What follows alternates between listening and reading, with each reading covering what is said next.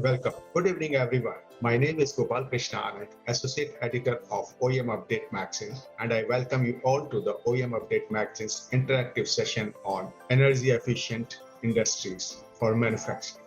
Welcome to OEM Update Magazine's interactive session on energy efficient ideas for manufacturing. Energy efficiency is the increasing concern around the world. Much of energy consumption implies increasing carbon footprint, endangering the environment. Energy efficient manufacturing means linking energy and production data. This will help to analyze and optimize energy consumption as well as the energy productivity of machines, plants, and processes. The operating procedures like scheduling of shutdowns and startup scheduled production flows and regular maintenance also can lower industrial energy costs. Management of energy flows within a factory relies on measurement quantities in order to formulate targets. IoT-based real-time monitoring systems is an effective measure to analyze data for energy usage. It provides the optimization of energy supply needs and consumption. This will result in CO2 emission reduction and factory operation costs. Adding new robots during inception can enable direct energy savings for manufacturing activities in factories.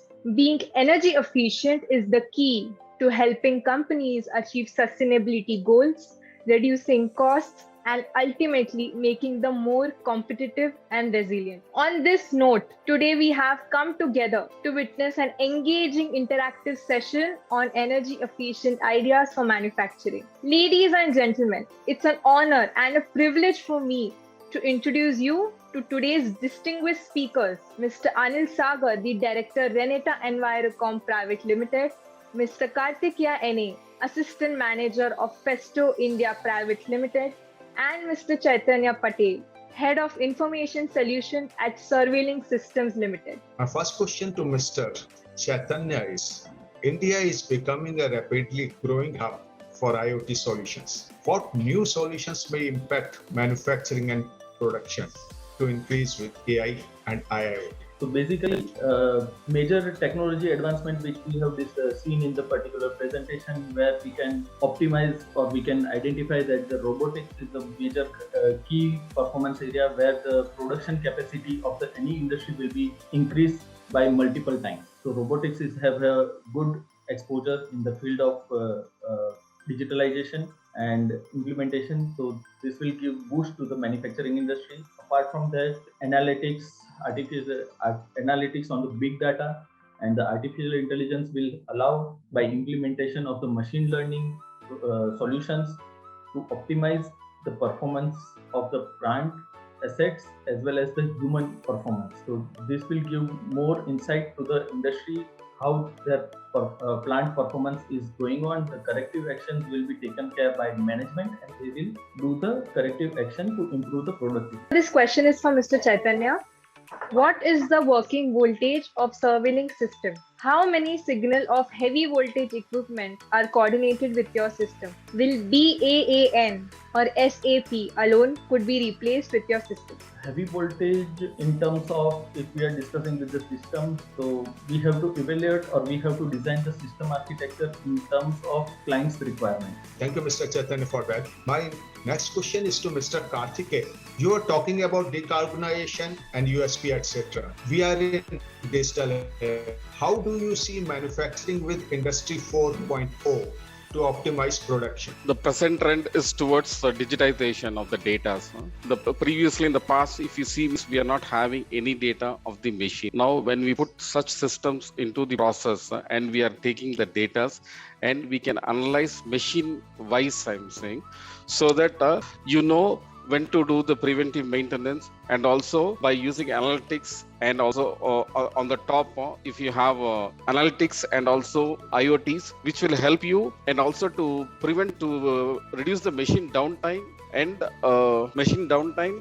also to inform the maintenance when to do the periodic maintenance of the machines, because you can see during the various phases you have the data and when it's going beyond the limits, you can take that and it will inform the concerned people when to do the maintenance of such machines. I'm saying. Thank you very much, Mr. Karthikeyan, Yeah, for thank you. addressing that. Mr. Amit Sagar, coming to you. While talking about Industry 4.0 and harmonics, saving cost and energy optimization, what more innovative mechanisms are available to deal with criticality factors like power failure with increasing adoption of digitalization? Mr. Amit. So on the utility side, the first step that we have to take is really take the data, because unless the visibility is there, you can't take really any analysis. You can't do any analysis, and then further you can't do any action which can really help in energy savings. So getting the data is the first step, and within the data itself there are two steps there.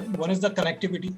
So you connect with the sensors, with the PLCs, with the machines, with the meters, whether flow meters, energy meters, or let's say any kind of appliance that you want to monitor. Then whatever metering item is there on that appliance, you connect with that. So connectivity is first. So protocol integration. Then the second one is really getting the right data. So for example, if you look at energy or let's say smart energy meters, then you are getting voltage, current, power, energy, harmonics, power factor, and so on and so forth. So once you have established a connectivity, then get the right data and really understand that data, right? So it's not just you have to get data, right? Unless you really know how to use that data, how to really understand that functionality, that analysis, which can be based on various data points, and then from that really take an action. So when the question is about taking action based on analysis, then you figure out that this is the energy saving solution that I need to put there. So what do I have to do to correct the power factor? Do I have to correct the power factor on the machine, or do I have to correct it on the transformer, on the LT side, on the HT side? So that is one. Then the second one is, let's say if harmonics are there. So which harmonics are there? Which level of harmonics are there? Are they coming from the source, or you have to curb them on the distribution? Are they in the compressor? Are they on the CNC machines? So really going deeper into that kind of level of understanding of your data is really going to help you getting the right solution. And then if you move on to, let's say, compressed air, gases, and so on and so forth, then leakages. So you have to prevent all the leakages. You really have to know where the leakage is happening. And then the appliance, for example, compressor, which is actually providing the compressed air, is it really efficiently running? In the sense that you compare the flow of compressed air vis-a-vis the energy that it is consuming.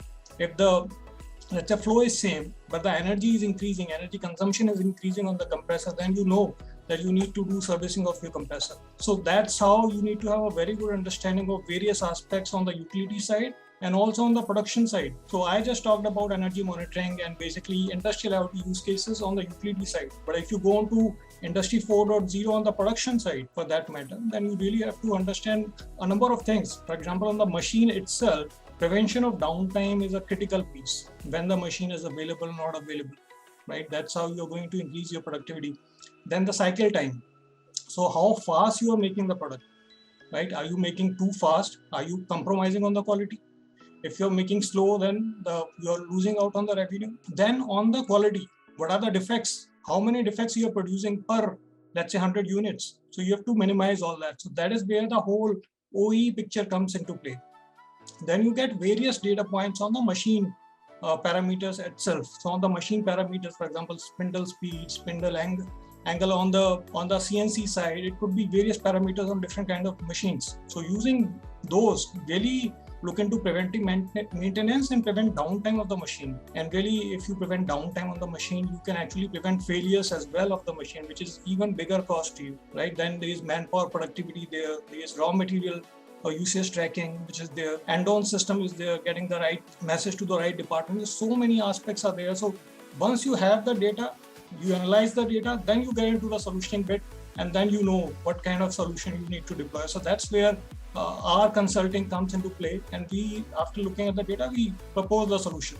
Thank you, Mr. Anil, for responding to that. And definitely we have to take care of the predictive maintenance as well as the correction mechanism into place. So while going ahead, what innovative mechanisms are this will decarbonizing energy intensive industries and introducing more clean energy into manufacturing operations will increase energy efficiency.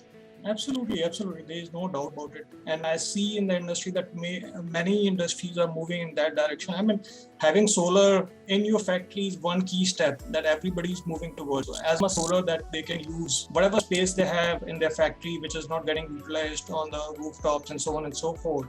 So solar is one key one. Then the other one is depending on the kind of machines you have, kind of setup you have. Now, for example, if you have furnaces, then rather use PNG vis-a-vis electricity, right? So look at all those energy efficient ways or resources which can actually bring your overall energy bill down, right? So first of all, the resource type is one. Then after the resource type, you look at where all the energy is getting utilized, how you can actually decarbonize the whole energy usage in your industry. So wherever the big energy guzzlers are, you pick those and really, let's say, look at the 80-20 principle. And really, after picking those items, find out a solution how you can decrease energy usage there, right? So while you are focusing on the production bit and while you are focusing on manpower productivity, you should also focus on energy efficiency usage. So if that focus is there, then there are a number of smart experts available in the market, in the field, in the industry, who can really help you out in energy efficient use of energy in various aspects of your factory. Yeah, thank you, Mr. Anil. There are various aspects to the industry and which can be managed very well. Mr. Kartikeyan, there is a question from Mukundpura. Can Yes, you sir. please compare Festo product versus SMC products from technical and cost angle? Japanese companies only accept SMC products. European insist on Festo. Italian insist on their local made products. Mr. Kartikeyan. Yes, sir. If you see, we are the first in the world to introduce the energy efficiency module now, where it is very compact for energy efficiency. Therefore, we are the leaders in terms of pneumatics and also implementation of products. And also, if you see on the application levels, we have come into piezo technologies, which we are also incorporating in our applications. Therefore, the field is shifting towards a higher level of intelligence, I'm saying, from normal pneumatics to precise with the piezo technologies. Therefore, it is not comparing apple to orange. Therefore, each one has their own strength, and we are moving in the other levels also. In future, we will be coming with pneumatic robots also, where it can be used pick and place applications. Therefore, as a company, we are in a different technology levels, which we are going to implement in the near future, I'm saying. Thank you, Mr. Kartikeyan, for that, addressing nicely about that. Mr. Chaitanya, what about the cyber security provisions? Basically, cyber security, there is an industrial solution. So IT and OT integration, where when we are connecting operational technology with the IT infrastructure, we need to implement the hardware as well as software firewall to connect the operational technology control systems with the IT infrastructure. So for that, we need to use hardware firewall, and we have to implement it at the level of industrial standards. Thank you, Mr. So we are nearing the closing of session, and I would request Mr. Anish Sagar to give a closing statement. So Gopal Krishna sir, it was really good to see you again after a long time, and all the other panelists who are there. It is really a topic which is really close to my heart. I've been working in energy sector for a long time, and I can see that a lot of companies in this domain are providing really innovative solutions, both from Kartikeya sir and Chaitanya sir as well. So that's really heartening to see such an interest from the audience as well. So large group is available to really see what kind of solutions are available, what is happening in the industry. So I think it's a movement in the right direction, and we thank you again, sir, from the OEM update side, to really giving everybody an opportunity to come to this platform. So thank you very much, and all the best to everybody. Thank you so much, panelists, for exchanging your valuable thoughts on today's topic, energy efficient ideas for manufacturing.